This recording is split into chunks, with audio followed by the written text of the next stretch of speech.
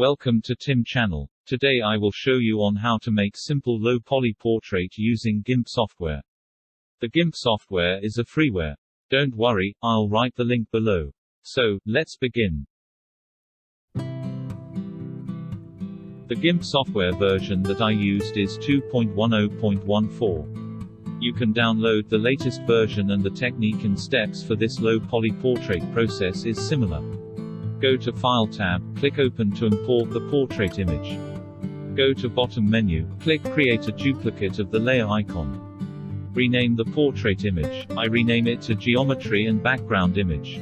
Unhide the background image and select the geometry image. Go and click on the Help tab, choose and click on the Search and run a command. Type in Mosaic and press Enter. The Mosaic tab will pop out. On the tile geometry, select Triangle. After that, increase the tile size. I choose tile size 20. Reduce the tile height to 1. Press OK button to turn the geometry image into low poly.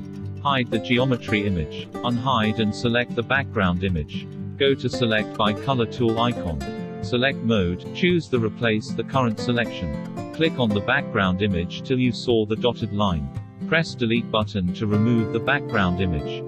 Press plus button to zoom out. Select the Free Selection tool icon. Move the mouse cursor to select the unwanted area of the background image.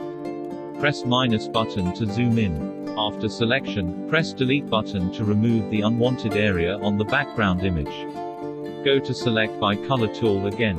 Move the mouse cursor point to the alpha background image and click to select. Go and select the bucket fill icon. Click on the background image to fill in black color.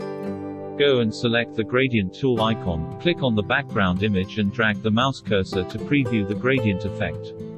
Press Enter button to complete the gradient effect. Unhide the geometry image. Go to press the Lower this layer on step icon. Select the background image and right-click. Choose and click the Merge down to combine the geometry and background image. It done. You can press plus or minus button to zoom and preview the final results. Remember to save your project.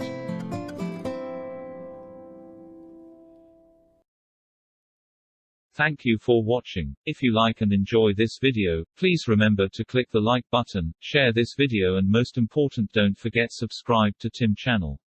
I will be posting more videos and hope to see you soon.